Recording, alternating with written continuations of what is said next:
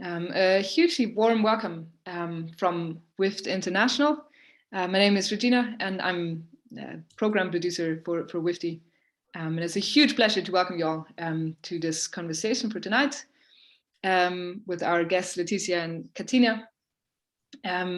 Before we start, just a few housekeeping things. So we have the option to ask questions in the second half of the event, and feel free to write those questions at the special Q&A field, which is at the bottom of your screen. There's a little button. So just write your questions there and we'll answer them in the second half. And also, it's always nice to know who's in the room. So feel free to introduce yourself in the chat field. Just write who you are, where you're from, where you're sitting tonight, today. That's always quite nice for our speakers and for us to know who we are speaking to.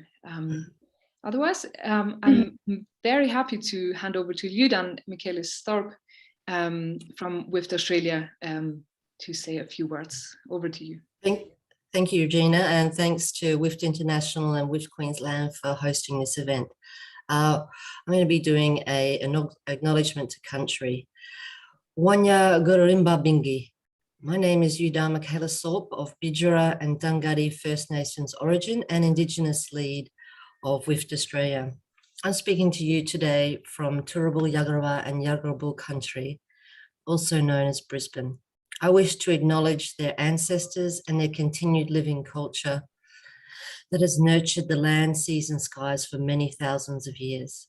As Aboriginal people, our ancestors are not just human. We're related to the trees, the rocks, the plants, the animals, the birds, the insects, even the stars, and even the wild weather. So to be connected means we have to provide a balanced, caring and sustainable environment. In honour of all that has been lost, both sentient and non-sentient, over the last week of global attacks from weather to war, I invite you to connect with your own ancestors from wherever you may be listening to with this event, as we pay our respects to the past, present and future Indigenous peoples of this planet. Thank you. I'd like to introduce or hand over to the beautiful Katina and Leticia. Thank you so much, Michaela. So nice to have such a warm welcome. And welcome to Katina. It's so great to be speaking with you. And once again, we had the pleasure of having a brief chat a couple of weeks back, and I just couldn't wait to get back into this space to talk again and share so much of Katina's wisdom with everyone else. So hi. Thank you for having me. Hola. It's particularly wonderful to meet another Latin American woman who is a storyteller operating in both languages and who also has a strong stage practice like me. So I'm just thrilled that people get to hear about your work. So I thought maybe we would start with talking about how you came to be as a practicing director. You know, what drew you to telling stories? Yeah, I mean, my first love was theater, and it was in high school. There was a very big musical theater in my high school, and I wanted to audition, but I was the worst actress, so I didn't get in. But they offered me a job in scenography, and I said yes, just because I loved the whole, you know,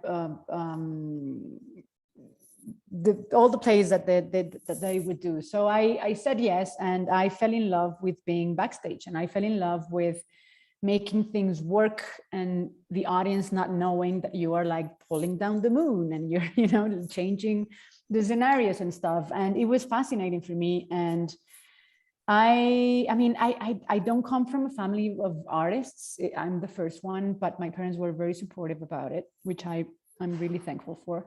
And I also loved cinema, and there was these cycles of cinema in Mexico from European movies that would happen twice a year, and you would buy like a bonus tickets and you would go every day to a different movie for 10 days. And I would do that all the time, and I was in love with European cinema. That's why I think I then studied in London. But I figured that filmmaking was more technical and that there was more things to study from it than theater. Theater, I felt it was more about directing actors, and that I would get that from film. So I decided to study film, and then I promised myself to go back to theater at some point, because it was the first thing that drew me from there. And I worked on a set when I was still in high school without pay, and it was very good for me to know and to really see if the set was for me, and I was fascinated by it. So that's why I ended up studying it and doing both things. So did you start initially doing like a degree in performing arts or in theater, and then move into screen and do a second degree, or did you go straight to studying film? I studied 2 years of communication. That's how they call it in Mexico, which is more broad thing like journalism and radio. But at some point I was like, I like the cinema. So I studied in a school here in Mexico for 2 years, and then I applied to London Film School, and I was accepted, and I went there for the master's. That it's a two-year master's.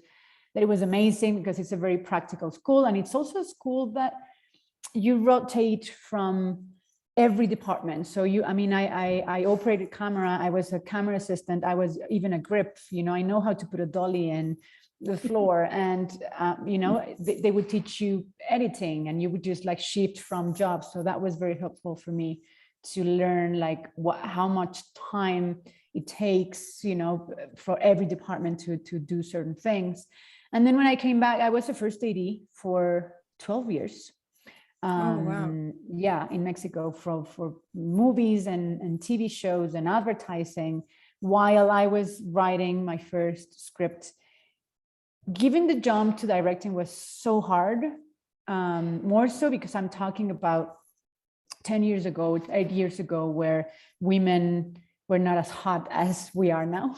So the opportunities weren't that great. And also I was a very good first AD, and I feel that producers won't let you go. They would keep offering AD jobs when I didn't want to do it anymore. And it was very difficult just to keep the jump and to be started to be respected as a director, or being called only as a director. It took a while. Yes, of course. And were you at that stage also practicing in theater? Were you directing, trying to make a name for yourself on stage as well, or were you working exclusively as a first AD and writing and moving into film directing primarily?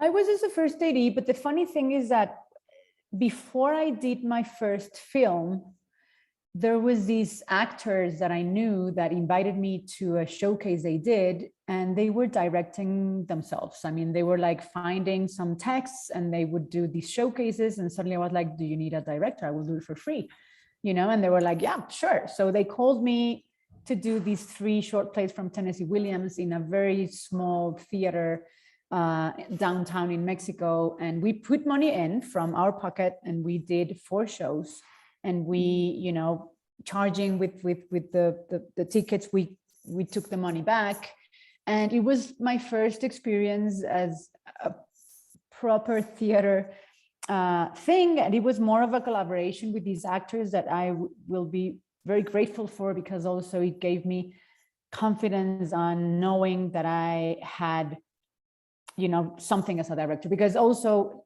like for me, with like the last short film I did was in London, and suddenly 8 years had passed, and it's like I haven't directed anything in 8 years, and you start doubting yourself. Imposter syndrome from women, that we have to stop that now, but that it's very normal. And so for me, it was just like going back to be director, and then my first movie came. But I can say that I started directing professionally in theater, even if it was like a very small show. It started there. I love that. And so you talked a bit about, that you had this anticipation about, needing to learn the technical. So you moved into film.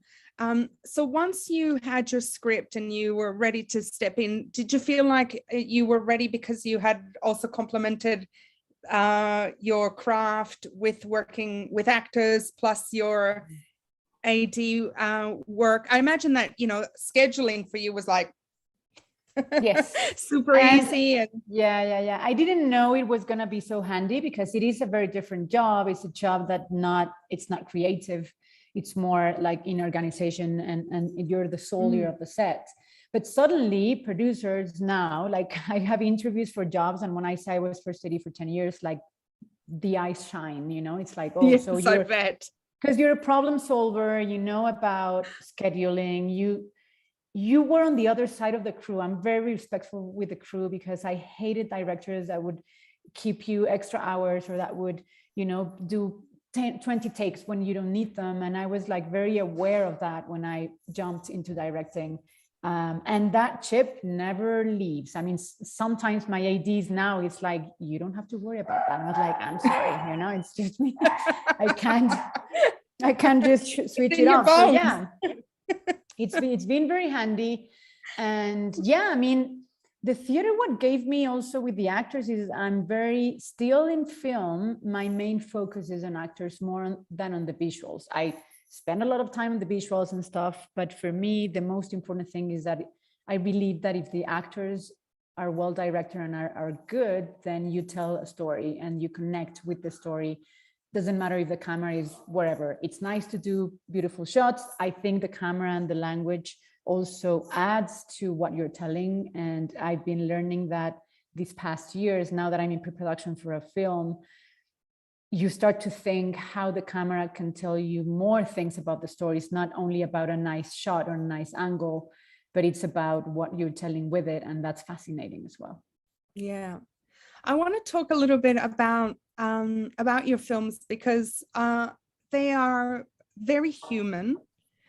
They are exceptionally well performed, I have to say, and I can see that is you, that you put all your heart and you create very nuanced performances from your actors, and you can see that there's a freedom in their performances, a naturalism that is really it really stands out in your work, and not just in your films, but also in your television work. You can see that the actors are in a very comfortable place.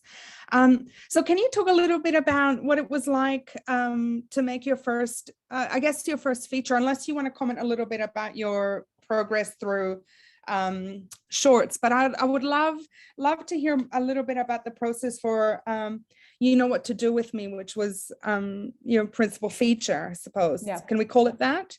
Yeah. I mean, that was supposed to be my first feature, but for 5 years I couldn't get the funding. It was very hard. It's also very hard for a first film and female in those years just to get funding and money. So another film, a very independent film that I shot in 15 days and with $10,000 came first. So I had the credit. So when I applied to the fund as a second feature, I got the money. Great. So that was great. But that first one, I don't show it smart. anymore because it was more like an experiment. I mean, it ended up being on Netflix worldwide, which was a huge surprise for me because it was done with so few money. But yeah, You'll Know What to Do With Me was my first like proper film in terms of having a proper script. I had amazing actors. I do a lot of, not rehearsals, but I love to do impros and I write scenes that are not in the script for the actors because there's a lot of things that come out from those improvisations that are fascinating, that you hadn't seen, that suddenly one of the actresses or the actors comes up with something that it's a key for another scene that we have on the film. So I do a lot of, I take a lot of time in designing the rehearsals, and I'm doing it right now for this new film where it's about emotionality. It's about like the characters connecting to each other. So what exercises can you do to make a link between these two actresses in the case of my next film? So when we get to set, we already have some work there. And it's not only about saying the dialogues that I wrote for the scripts, but it's about all the impros that you can do or scenes that are outside the script that really gives you, I don't know, to put an example in You'll Know What to Do With Me, there's a scene where the mother is at the hospital, she took too many pills, and then the next scene is them at the house and they have a confrontation. I improvised the car ride between those two scenes that I don't have in the movie, but I gave instructions to both of them separately of what I wanted for them to say. So for example, I was like, okay, let's do an improvisation, but I told the mother at some point, just criticize the clothes that your daughter has whenever you want. So I give some hints, you do the improv, and a lot of things happen in that scene. Then when I came to set to do the kitchen scene, I was like, let's remember that improv in the car, this and this and this. So they enter with something that they already lived or acted, and it brings like so much more layers to it. I love that. So when do you schedule that? How do you schedule those kinds of improvisations? Is it during pre? Is it on set? No, in pre-production. I mean, instead of rehearsing, because that's the difference between also theater and film. With theater, and right. I've spoken about this with actors, and it's very funny because it's like in theater, you only rehearse once and twice. I mean, it's all about repetition. It's all about memory. It's all about rehearsing. And in film, if you rehearse the scenes, you lose some nature, like, something happens there. Yes. Yeah. So even actors say, you rehearse theater, you don't rehearse film.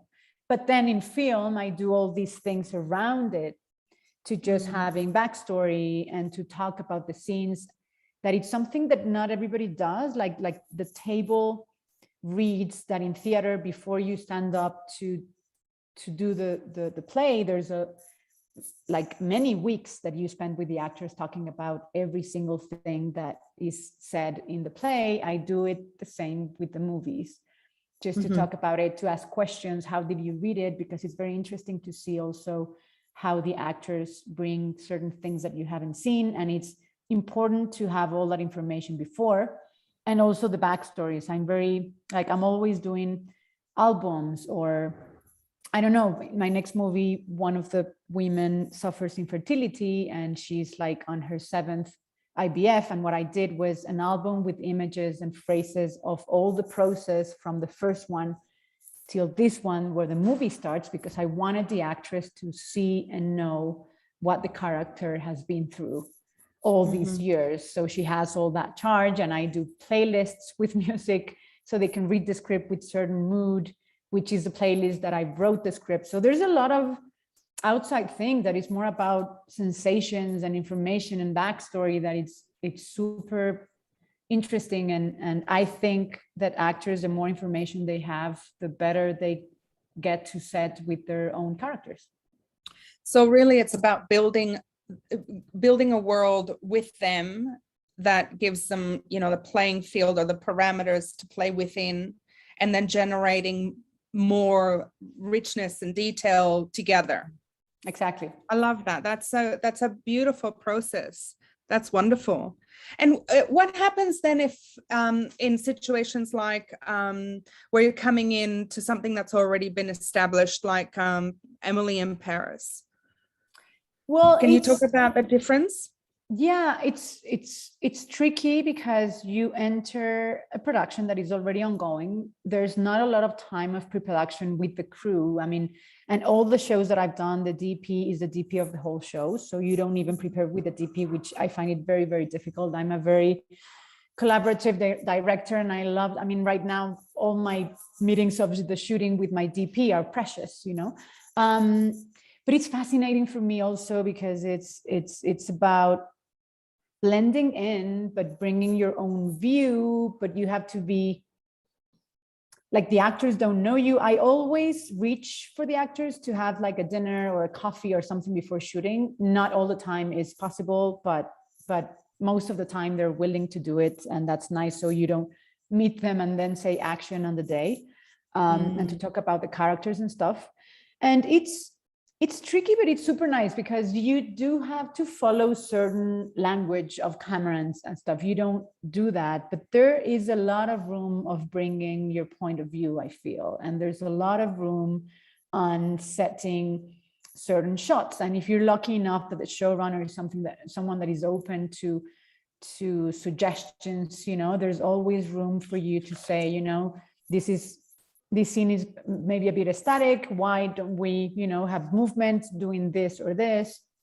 And I do feel that when you watch TV series, or at least, I don't know if like audience in general, but I do see differences between directors, even though it doesn't jump in a unity of the show, but you can tell there's a gaze and a different gaze. And I find that fascinating. And I feel that when you're doing TV, or at least on my side, I try to bring my own view there. Mostly it's with the actors, because I do feel that that's the broader room that you have for change, because direction, I mean, even if I want to do handheld, but the show is not handheld, it's okay. But my approach to the actors is exactly the same as in my films, and there's always I'm very precise with notes, and I really like to get in there and to be very detailed with them. And I've been having great experiences that the actors really love that, and they appreciate it. So.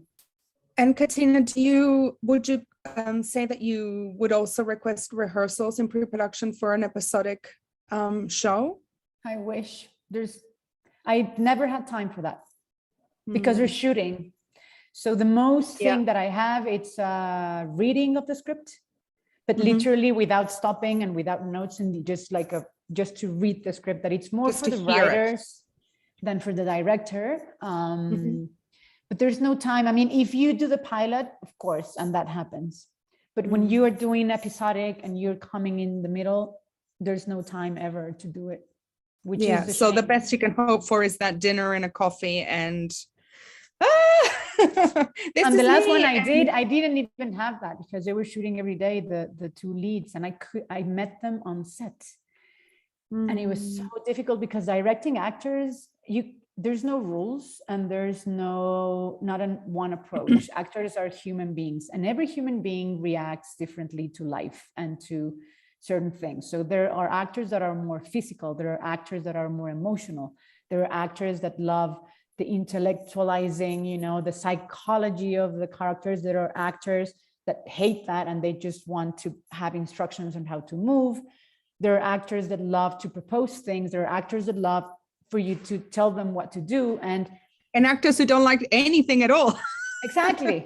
But then if you don't know them, and you just arrive to set, you start to know them while you're directing. And it's very hard, because it's like, if I knew you at least like 1 or 2 days, then I would know how to approach you, and you just have to deal with that. And it's fascinating for me, because it's also about like reading humans and knowing what they respond to. And certain actors will give you surprises, some others less, and you learn to navigate, and you don't talk to every actor the same way. And that's why also I feel, because I felt in London there wasn't enough classes about directing actors, and I was like so keen about it, like, why is this? And now I know, because there's no rules. I mean, there are certain things that you can learn. There are certain books.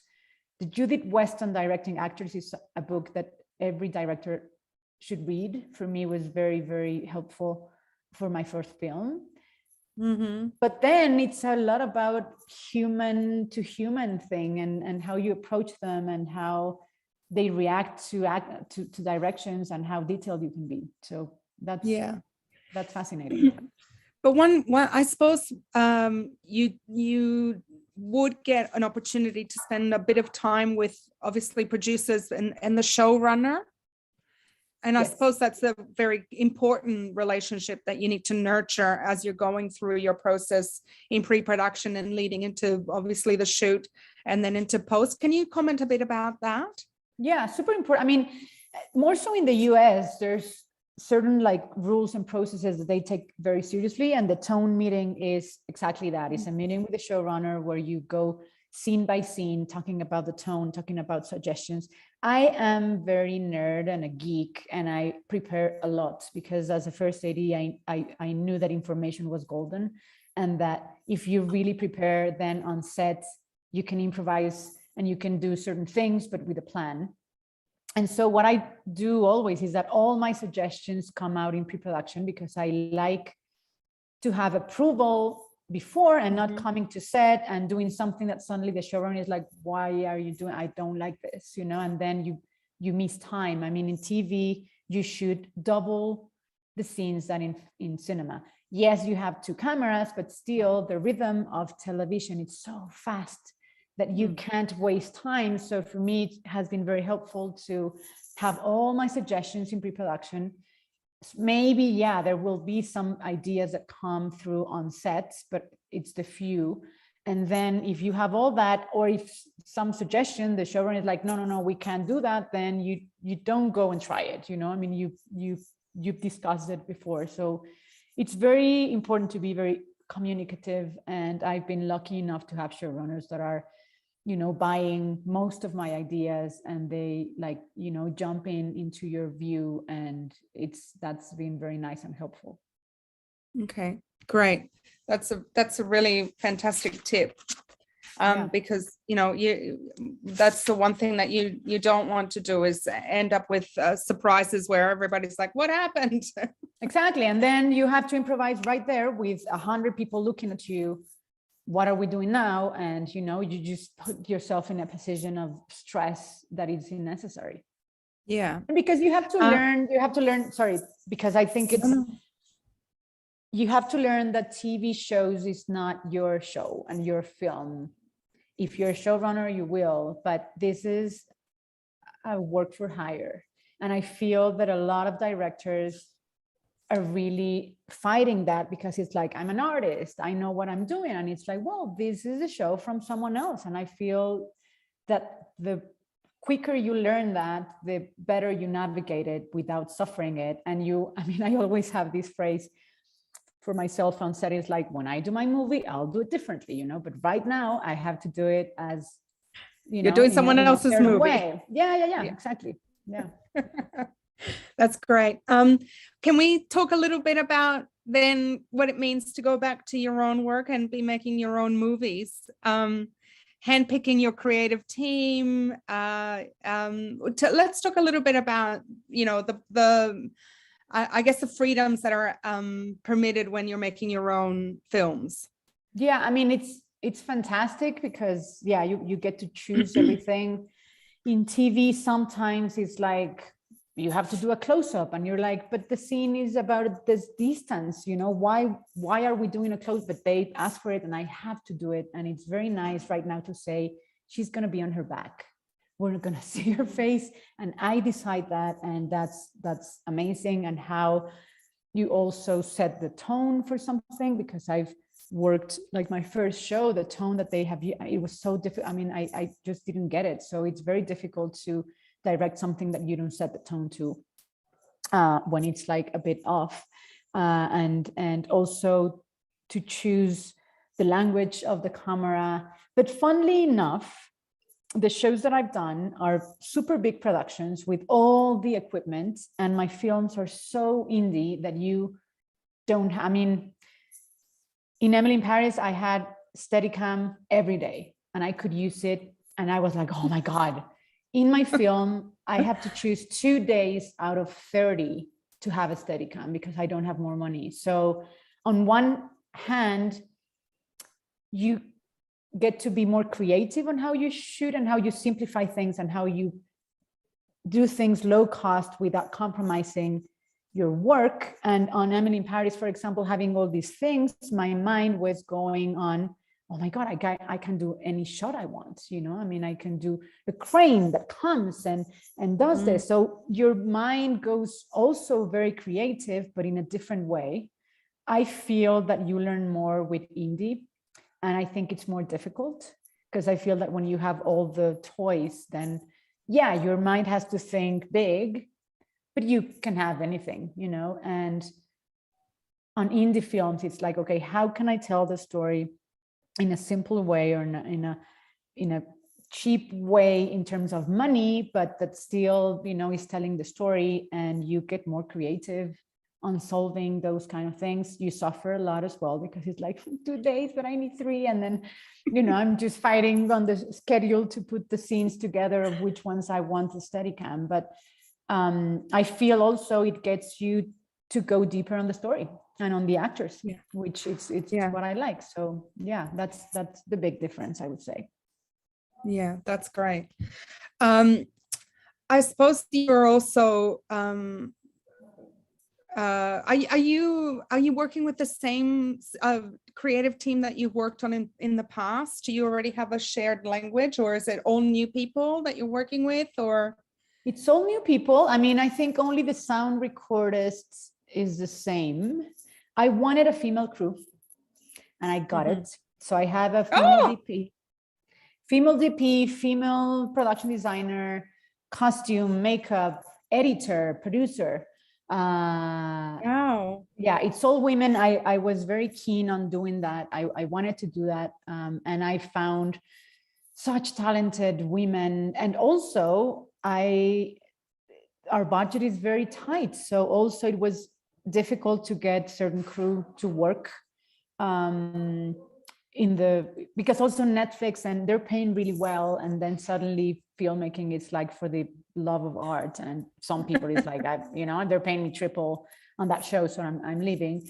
So funnily enough is they are also quite young. I mean, I'm 40 and they're like 35. It's not like super young, but they are younger, which has been very nice to see a really fresh view. And we really, we're working together super nice. And I think I have the crew that I needed to tell the story. And also because the story, it's a very female driven story. So it was important for me, for the crew to be invested and connecting with what we were telling. Katina, what sort of resources do you use in your planning and your pre-production? Do you use shot designer? Are you that meticulous, or do you create storyboards? How do you like to work? What storyboards in my brain don't work, but floor plans do.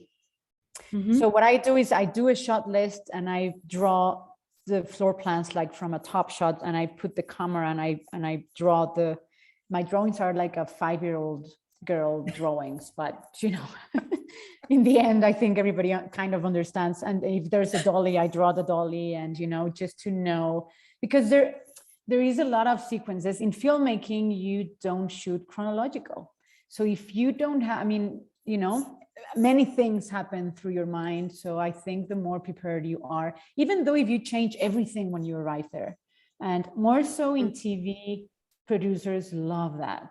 They love a prepared director that knows what she's doing, and also to be very precise in hours and not having extra hours and stuff. It has to do with preparation, and that all the crew knows what you're doing, and then you prepare. So yeah, I do shot list of everything. I do floor plans, and now if I have the chance, I take pictures of the angles and I attach them to the whole thing, so we know that we're looking to the window, or we're looking, so I prepare that. Yeah. So, and you also mentioned that on projects like big grand scale projects like Emily in Paris or Selena, you didn't get an opportunity to work with your DP. So I imagine that your preparation is even deeper, more detailed than that. Do you get any time at all, or do you just turn up on set and go, hey, here's my plan, do you want to have a quick look? Or they have been always very available, but it's like Sunday, which is also their free day, so you don't want to, because it's exhausting to be shooting, and they like read the scripts on the Saturday night that they came out from shooting. It's insane. But I've been very lucky on having DPs that are really keen on meeting. But as you say, like I'm doing my shot list right now with my DP together, all of it. And in TV, then I do a shot list, and then I come with the ideas, and then they either add to it, or they say, for example, that angle we've seen a lot, but this angle is new on Selena's house, for example, no? And that was very helpful to have. But I had to learn more about language and camera, because that doesn't come as easy to me as directing actors. And I feel that every director has its, you know, easier things that come to you. Like I get notes in my head as soon as I'm watching the actors, and sometimes people is like, how did you get that note? It's just, they just come to me. And all the camera work has been harder for me, and it's a lot about studying the shows that you like, and seeing certain angles, and also, as I was saying, learning how the camera can help. To give a very quick example, my movie is about these two characters that are at the beginning, they're like starting to know each other. There's a bit of fights, and then they kind of connect and come together. And we are planning on not having two shots for the first part. Like they won't be on the same shot ever. We are separating them. There's always singles. Right. There's no even over the shoulders, because that gives you more intimacy. And we are doing that for the first part. And then when they start connecting, then we're going to have these two shots. Then they are together. And it's a simple example of how language can add to you. Where do you put a dolly? Why is the camera moving? Is it an accent? Why are you doing a close-up? That on TV, sometimes it's more about covering than doing that. And you can do it in certain scenes, but it's lovely to do it in a movie. Now I'm enjoying that work so much, because I'm right now doing the shooting. And it's so nice to say, you know what, this dialogue, we can't see the face. We need to see the reaction of the other one.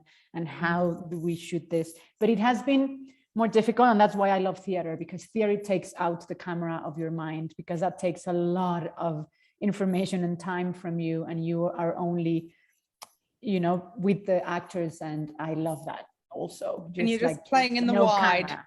Yes, only the actors. And that's beautiful. Yeah, absolutely. I'm interested in your comment about notes, because I have found on occasion that you can give a note and you're very confident about that note, and then you might give it, and it's like a moment of rehearsal, like you were saying, that suddenly the spark might not happen again, because it's like you put your foot in it, you know, and like it's tricky, that balance, isn't it? Do you find? It's very tricky. And in my experience, it depends on the actors.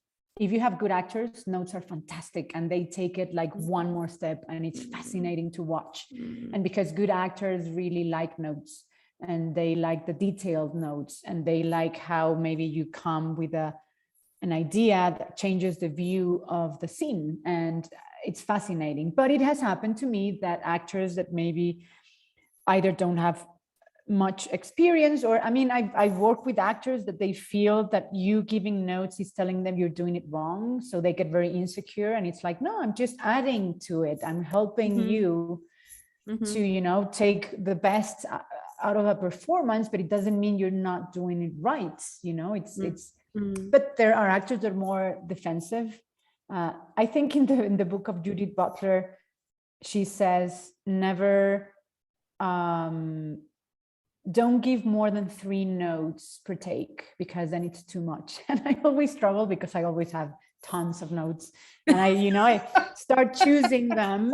And it was very funny, because with Lily Collins, she was laughing at my process, because what I do is that I have the sides and I have my pencil. So I do the notes, I go to the set with the actors, I give the notes, and then I erase them and I start over.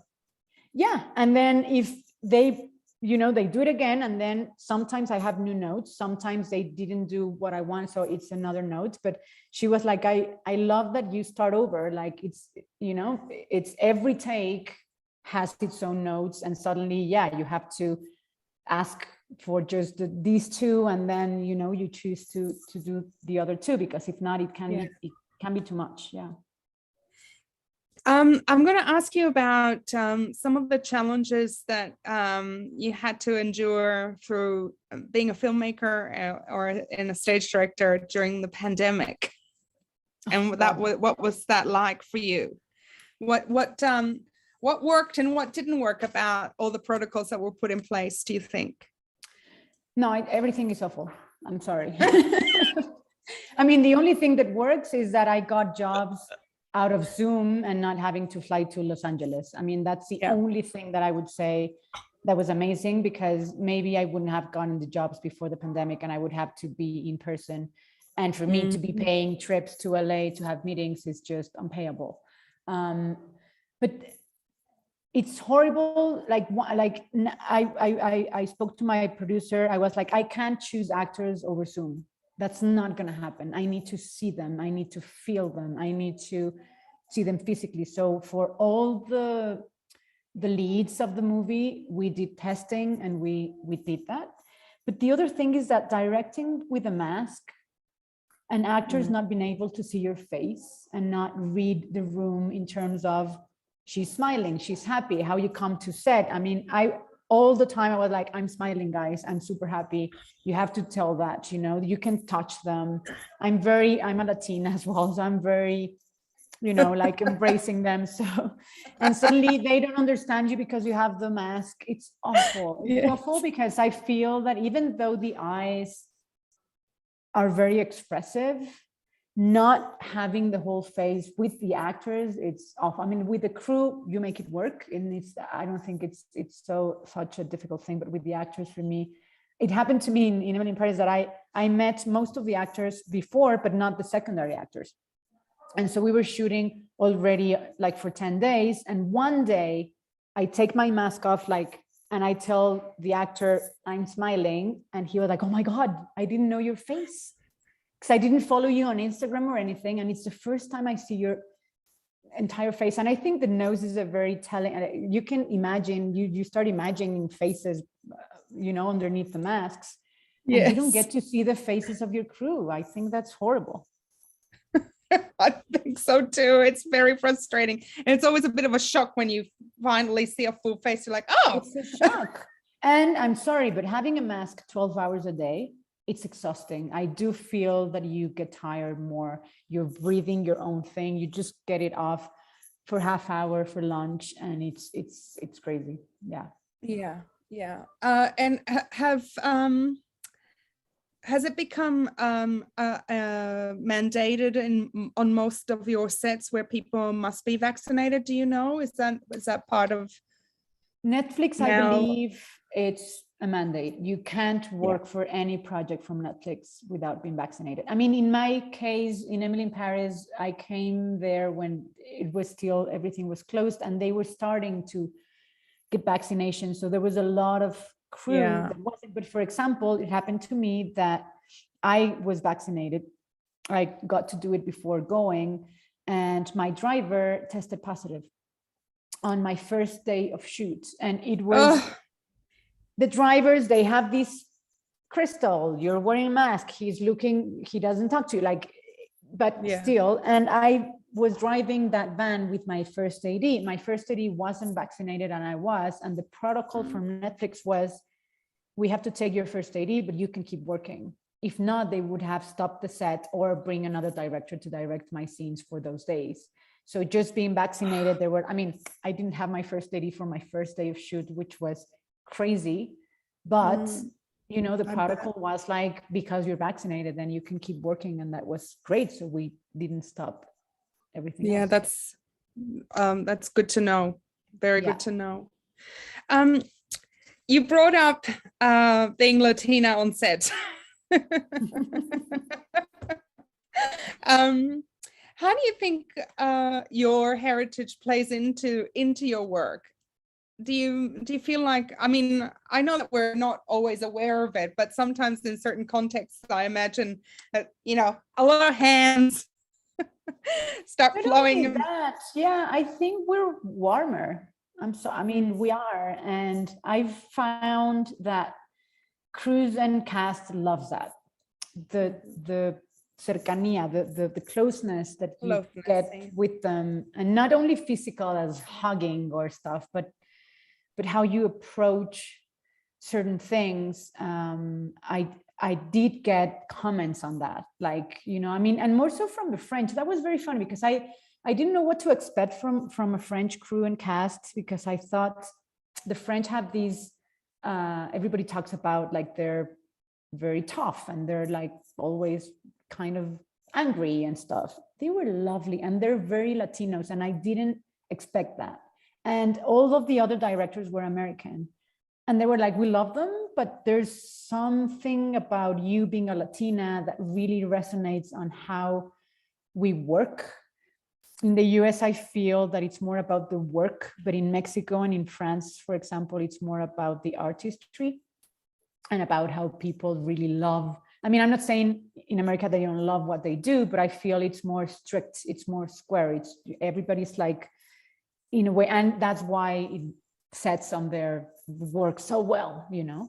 The French, because there was these American guy from the crew that, well, they're too sensitive, you know. You ask for things, and the Mexicans are very sensitive as well, in terms of you get very sensitive if someone talks to you a bit more, you know, straightforward. So that was lovely to live with them, because I think I blended in.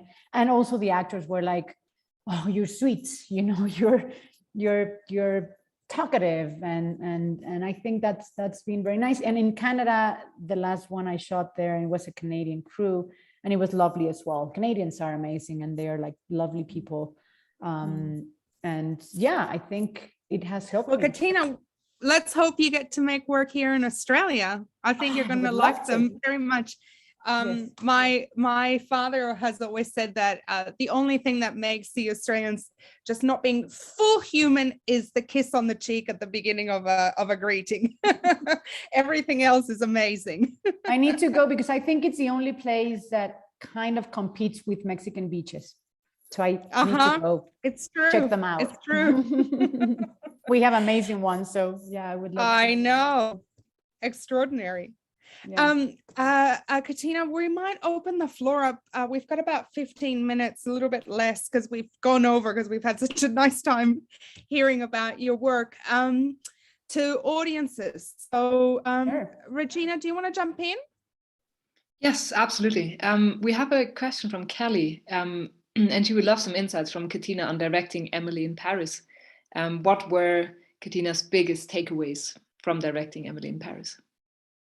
Well, first of all, as a Latina director, I was getting only jobs that talk about Latinos, which on one hand, we want to tell our stories, and it's your view and it's your experience, but it was very important for me to have a job that it was international and that had nothing to do with my culture, to really people to see that you can direct anything. You're a director and you can direct anything, and it's about human emotions that are universal, and how you can tell stories that doesn't have to be like super close to home. And I think that's fantastic. It was very funny because I was a Latina trying to save them money, so they loved me for it, but they were like, ask for what you want. I was like, I can use a crane the same day, so you just rent it one day. And they were like, what do you want? So that was like a huge thing. And I think one of the most difficult part was that I had a lot of scenes in French, because when Lily is not on the scenes, they were in French. And it was just like, I was trying to see the translation, seeing them acting, and then my notes started coming in Spanish. And so my brain was just like completely gone.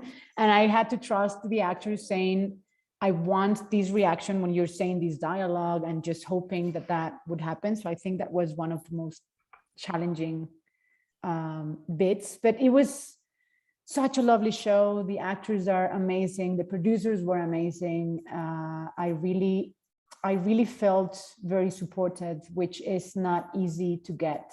I feel as women filmmakers, we're always trying to prove ourselves, or that's like the feeling you have, that you have to prove ourselves double. And you have, and that the first approach is kind of they're doubting. I mean, let's give her the opportunity. Let's see if she can make it. And on this show, they were like, and for me, it was huge. I didn't have one credit outside Mexico.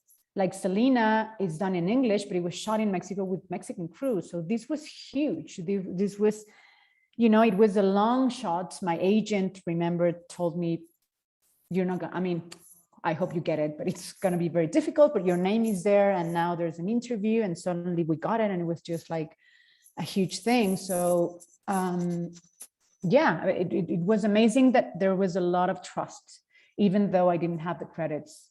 That's something that I've learned as well on how they choose you. They choose for your view and for who you are. And I wasn't expecting that. I thought it was all about the curriculum, and it's not, because I hadn't done comedy. I didn't have credits in English. I hadn't worked outside Mexico. Those three things for me was like, they're not gonna pick me. And they picked me because of my view of the show, because I said certain things that resonated with them, and because they liked the vibe, I guess, and they liked my movie. But it was very nice to see that they choose you for who you are and how you see the world. And that's lovely. Fantastic, thank you. Leticia, shall we take another question from the audience? Oh, yes, yes. Cool. So Amit is wondering, what's Katina's advice for actors who have written their own script for series or film and want to act in it as well as direct it? Is it good thinking to act in your project as well as directing it? Or should you always find a director who can direct your project if you want to act in it? I think, and I've seen a lot of actors now go into directing, but there are actors that have a lot of experience, I feel. And because one of my first job as a first AD was with an actor that he directed and acted, and he told me I would never do this again. And that's Gael Garcia, which is one of the best actors in Mexico. It's a very difficult thing if you don't have, I would say I wouldn't do it for the first time, like maybe direct without acting and then you go into that. I feel it's very difficult to be objective on giving yourself notes. Also, it's challenging because it slows down the set, because you act in it and then you go to the monitor and you put playback and then you have to direct everyone else. And in the same time, you have to auto direct you. I find it very challenging, and I feel few people can do it.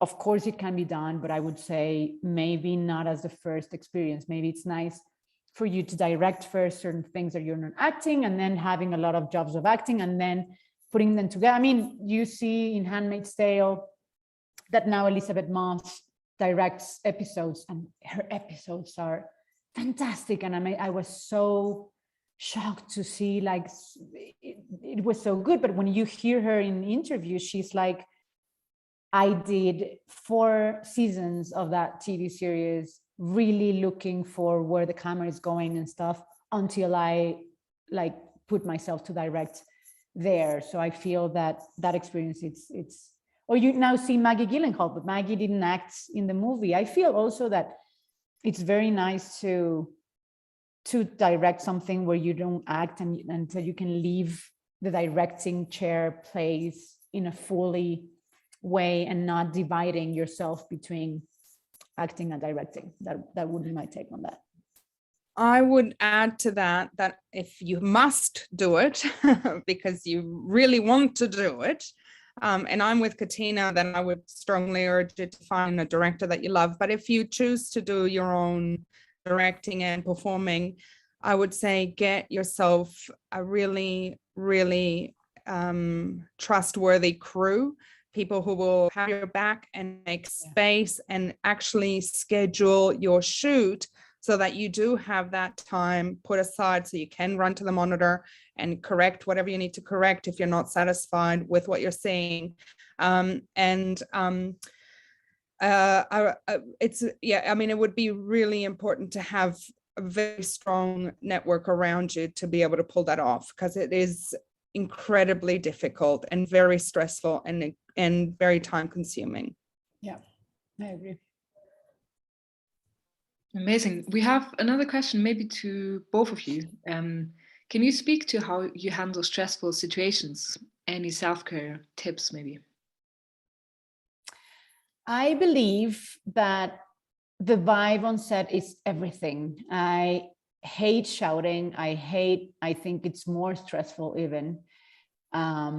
Sometimes it happens because the light is coming out and it's like, let's hurry up, and it happens. But I feel that also, and it's very funny because I think I got more stressed being an AD than directing. I feel that in directing, it's like, this is what I got, and this is what I'm doing with what I have. I mean, it's not, and I think it's age as well, that you don't want to be so stressed, and suddenly it's like, well, you know, you have to solve it with what you have. I feel that it's very important that even if you're stressed, the respect to your crew has to be full on all the time, and because then people will respond to you. So it's very, I do think that you have to be very emotionally prepared as well, I think, as a person, also to not have this sudden mood swings or you know. And I think the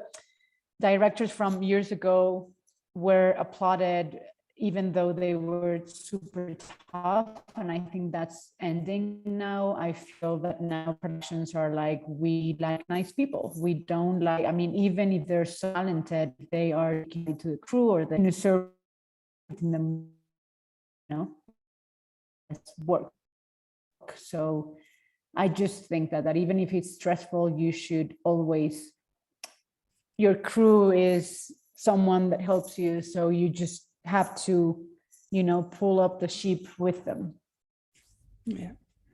I would add, for me, I mean, obviously everybody has different strategies, but I'm very much like Katina in that I try to over prepare, so that, you know, I know that people will trust me if I'm ready and I have answers. I sometimes don't have all the answers. And one of the best bits of advice that I got from another director was to own the response, I don't know yet. I will know, but I don't know yet. And that's okay. And I think also one of the two crew members that, you know, are your life source are your first AD and your continuity person. And I think keeping that communication going so that you know where, you know, that you're meeting all of the beats, the story beats that you need to capture, and that, you know, you're managing your time is really important. But sometimes you just can't, you just have to surrender, because getting angry, getting frustrated is not going to make, it's not going to give you any more time, right? It's not going to make the sun go down slower. It's not going to make the rain stop.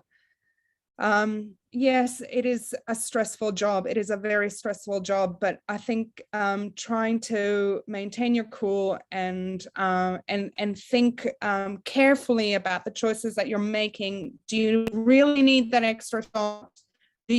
You need to know that you got it when you shot it, and what you were looking for. You know, otherwise you're just chewing up time, and really it's on you. So that, I think, trust your process, trust yourself, trust your crew, and respect for the people that you're working with, because you're all doing the same job.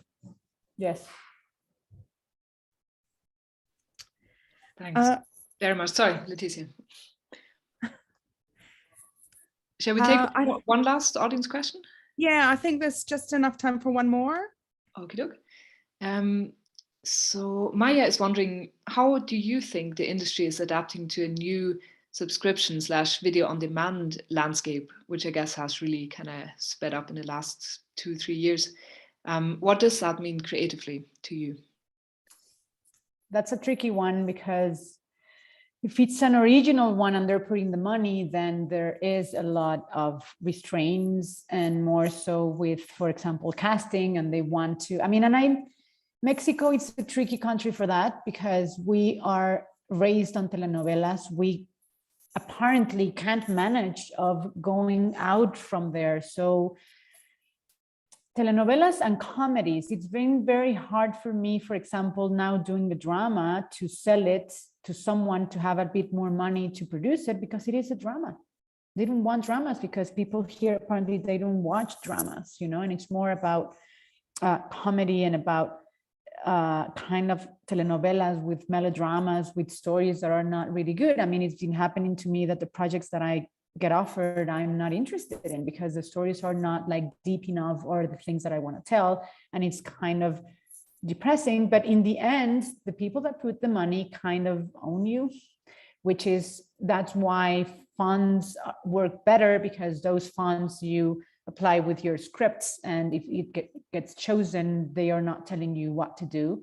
On the other hand, there's a lot of movies that are being produced because of that. So that makes more industry and that makes more jobs to the country, which is good as well. And I do feel that there has to be a broad, I mean, you need to have cinema for everyone. Not everyone wants to reflect on something.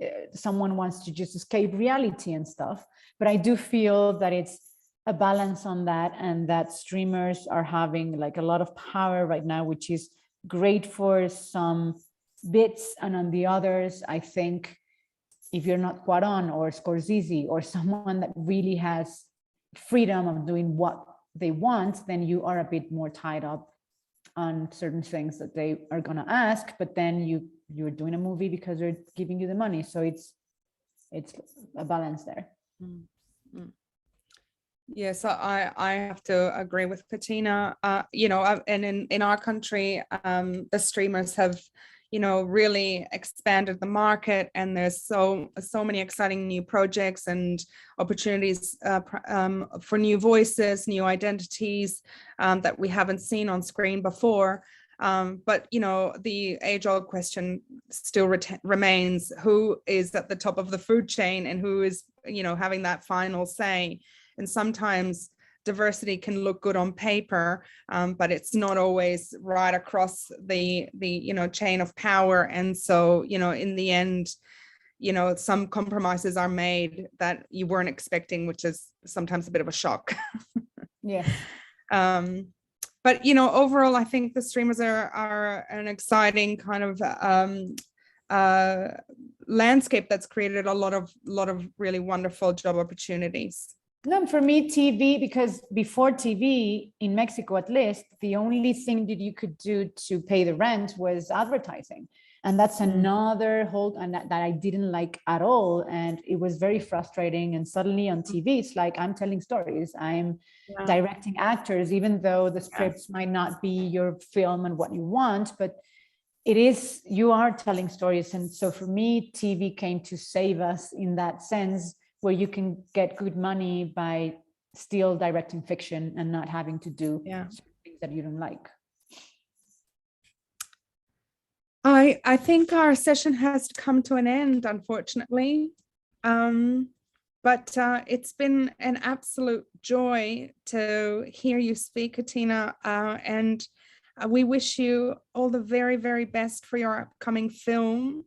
And we can't wait to see more of your work on our screens. Thank you so much. It was lovely. Good. Yeah. Also from us at WIFT, huge thank you to the two of you for sharing so kindly and so generously all your knowledge. Thanks to WIFT Australia for putting this together. That's been absolutely amazing. Thanks to Ludan and Carolina. And also, of course, thanks to everybody who joined tonight, or in morning in Australia and afternoon in Mexico and the US. So I hope you enjoyed it. And also feel free to stay in touch with WIFT International on our homepage. There will be more conversations coming up this spring leading up to the summer. So more inspiration to come. So that's us for today. Huge thanks to everybody, and I hope you have a lovely rest of your morning, afternoon, evening, and a good night as well. So thank you. Thanks everybody. Thank you. And goodbye. Bye. Bye everybody.